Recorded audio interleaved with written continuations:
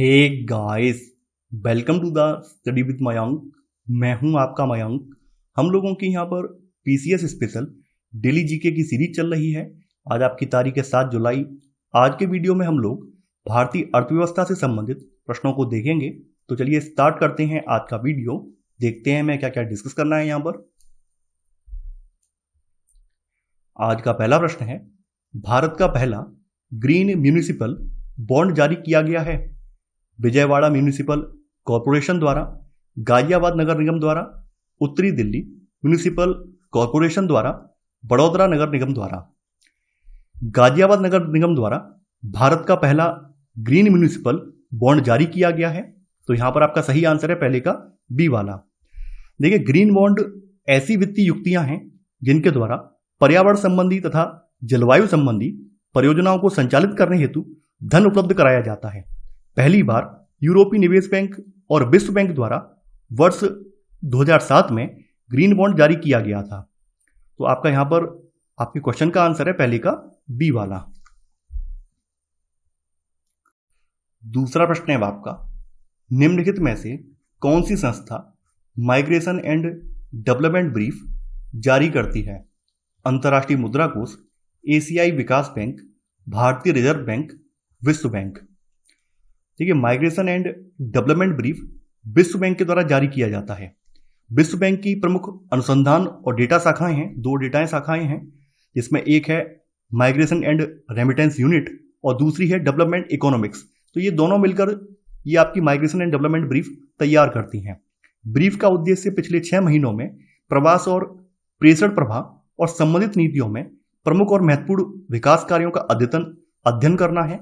यह विकासशील देशों को प्रेषित धन के प्रवाह का मीडियम टर्म प्रोजेक्शन भी प्रदान करता है।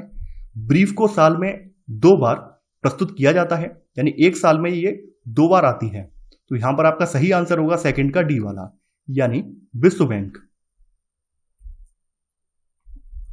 तीसरा प्रश्न है आपका, निम्नलिखित में से किसने मानव विकास की अवधारणा प्रतिपादित की है?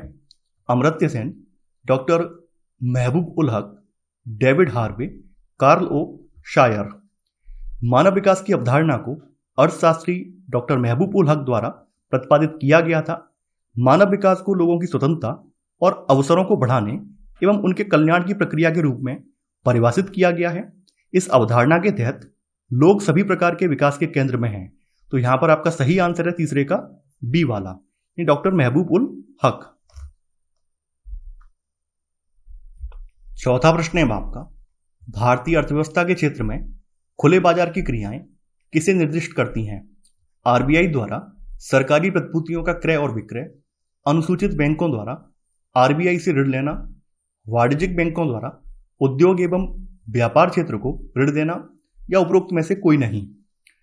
भारतीय अर्थव्यवस्था के संदर्भ में खुले बाजार की क्रिया से तात्पर्य भारतीय रिजर्व बैंक द्वारा बाजार में सरकारी प्रतिभूतियों तथा बिलों के क्रय और विक्रय से है। आरबीआई द्वारा प्रतिभूतियों को बेचने से बाजार में मुद्रा की मात्रा कम होती है, जिससे साख का संतुलन स्थापित किया जाता है। तो यहां पर आपका सही आंसर होगा चौथे का ए वाला। पांचवा प्रश्न है आपका, गरीबी का दुष्चक्र की अवधारणा को सर्वप्रथम प्रतिपादित किया था? नर्क ने, एडम स्मिथ ने, कार्ल मार्क्स ने, या अमर्त्य सेन ने? गरीबी का दुष्चक्र की अवधारणा सर्वप्रथम अर्थशास्त्री रैगनर नर्क्से द्वारा प्रतिपादित किया गया था। इन्होंने संतुलित विकास की अवधारणा का भी प्रतिपादन किया था। गरीबी के दुष्चक्र से आशय गरीबी का एक चक्र में फंस जाने से है। तो यहां पर आपका सही आंसर है पांचवें का ए वाला। एडम स्मिथ की बात करें तो एडम स्मिथ एक स्कॉटिश अर्थशास्त्री, दार्शनिक और लेखक हैं।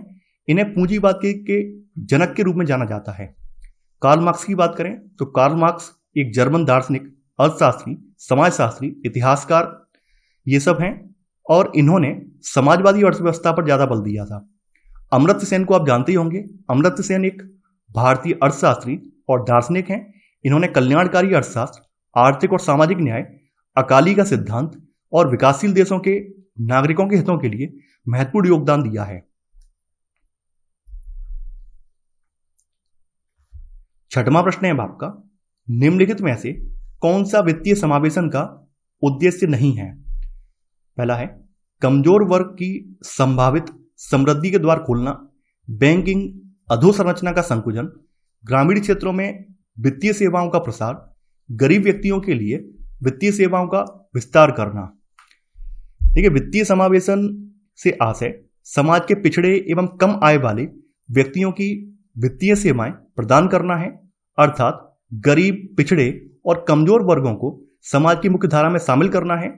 वित्तीय समावेशन का उद्देश्य जो है कमजोर वर्ग की संभावित समृद्धि के लिए द्वार खोलना, ग्रामीण क्षेत्रों में वित्तीय सेवाओं का प्रसार करना, गरीब व्यक्तियों के लिए वित्तीय सेवाओं का विस्तार करना, ये सब इसमें आ जाते हैं। यहां पर बैंकिंग अधोसंरचना का संकुचन ये इसमें नहीं आता है।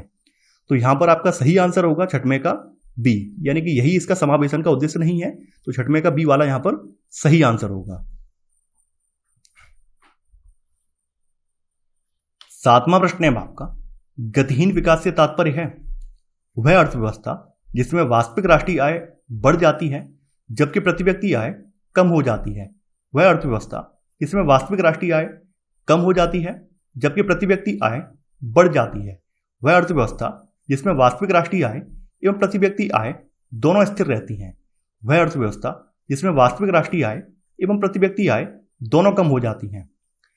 गतिहीन विकास से आशय उस अर्थव्यवस्था से लगाया जाता है जिसमें वास्तविक राष्ट्रीय आय और प्रति व्यक्ति आय दोनों स्थिर रहती हैं, अर्थात उनके विकास या वृद्धि उनमें नहीं होती है और न ही उनमें कमी होती है, वो ज्यों की त्यों बनी रहती हैं। तो यहां पर आपका सही आंसर होगा 7वें का सी वाला, यानी वह अर्थव्यवस्था जिसमें वास्तविक राष्ट्रीय आय एवं प्रति व्यक्ति आय दोनों स्थिर रहती हैं, तो उसे गतिहीन विकास माना जाता है। 8वां प्रश्न है आपका, गिफिन गुड्स उन उत्पादों को संदर्भित करता है जिनकी मांग मूल्य वृद्धि के साथ बढ़ती है, जिनकी मांग मूल्य वृद्धि के साथ घटती है, जिनकी मांग मूल्य से स्वतंत्र स्थिर बनी रहती है, या फिर उपरोक्त में से कोई नहीं। गिफिन गुड्स वे वस्तुएं हैं जिनकी मांग मूल्य में वृद्धि के साथ बढ़ती है और ये वस्तुएं निम्नतर वस्तुएं होती हैं, यानी बहुत ज्यादा कॉस्टली वस्तुएं नहीं होती हैं बल्कि निम्नतर वस्तुएं होती हैं जिस पर उपभोक्ता अपनी आय का बड़ा भाग व्यय करता है। इसके उदाहरण में निम्न आय गैर लग्जरी वस्तुएं जैसे ब्रेड, चावल आदि ये सब आ जाते हैं, तो इन्हें गिफिन गुड्स बोला जाता है। तो यहां पर आपका सही आंसर है 8वें का ए वाला, जिनकी मांग मूल्य वृद्धि के साथ बढ़ती है।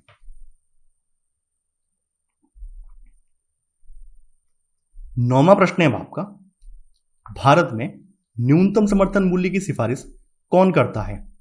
नाबार्ड, भारतीय कृषि अनुसंधान संस्थान, कृषि लागत एवं मूल्य आयोग, भारतीय कृषि अनुसंधान परिषद। न्यूनतम समर्थन मूल्य उपज का वह न्यूनतम मूल्य होता है जिससे कम मूल्य पर फसल नहीं खरीदी जा सकती है। इसका मुख्य उद्देश्य किसानों के उपज का अच्छा दाम दिलाना है। भारत में कृषि उपजों का मूल्य निर्धारण कृषि लागत एवं मूल्य आयोग की सिफारिश पर किया जाता है और इस आयोग की स्थापना जो है 1965 में इस आयोग की स्थापना की गई थी। इसका मुख्यालय जो है नई दिल्ली में है। तो यहां पर आपका सही आंसर है 9वें का सी वाला, कृषि लागत एवं मूल्य आयोग। तो यही न्यूनतम समर्थन मूल्य यानी एमएसपी की सिफारिश करता है। 10वां प्रश्न है आपका, नीचे दो कथन दिए गए हैं, एक को कथन और दूसरे को कारण कहा गया है। कथन, सरकार कुछ सार्वजनिक क्षेत्र की इकाइयों का विनिवेश कर रही है। कारण, सार्वजनिक क्षेत्र की इकाइयां पर्याप्त रोजगार के अवसर सृजित नहीं कर पाई हैं। आपको कूट की सहायता से सही उत्तर का चयन करना है। सार्वजनिक उपक्रमों में सरकारी हिस्सेदारी बेचने की प्रक्रिया को विनिवेश कहते हैं, अर्थात विनिवेश वह प्रक्रिया है जिसे सरकार सार्वजनिक क्षेत्र की इकाइयों को निजी हाथों में सौंपती है। तो यहां पर आपका कथन तो बिल्कुल सही है। कारण जो है ये गलत है, क्योंकि यहां पर अगर प्रेजेंट में देखा जाए तो प्रेजेंट में ऐसी पर्याप्त रोजगार का नहीं है। देखिए, सार्वजनिक क्षेत्र की इकाइयों ने रोजगार के बेहतर अवसर सृजित किए हैं, तो यहां पर यह कहना गलत हो जाएगा कि सार्वजनिक क्षेत्र की इकाइयां पर्याप्त रोजगार के अवसर सृजित नहीं कर पाई, ये कहना गलत हो जाएगा। यहां पर दिक्कत आ रही है भ्रष्टाचार की, क्योंकि सार्वजनिक क्षेत्र के उपक्रम जो है वहां पर जो सरकारी कर्मचारी हैं वो भ्रष्ट हो गए हैं और उसी भ्रष्टाचार को खत्म करने के लिए सरकार लगातार डिसइन्वेस्टमेंट कर रही है, यानी विनिवेश कर रही है, यानी इन उपक्रमों को निजी क्षेत्रों को सौंप रही है। तो यहां पर आपका सही आंसर होगा 10वें का सी वाला, यानी ए सही है किंतु आर गलत है। तो ये था हमारा आज का वीडियो। आई होप आपको आज का वीडियो पसंद आया होगा। आप लोग इस वीडियो को लाइक और शेयर करना बिल्कुल ना भूलें। तो चलिए आज के लिए बस इतना ही। Thanks for watching. जय हिंद।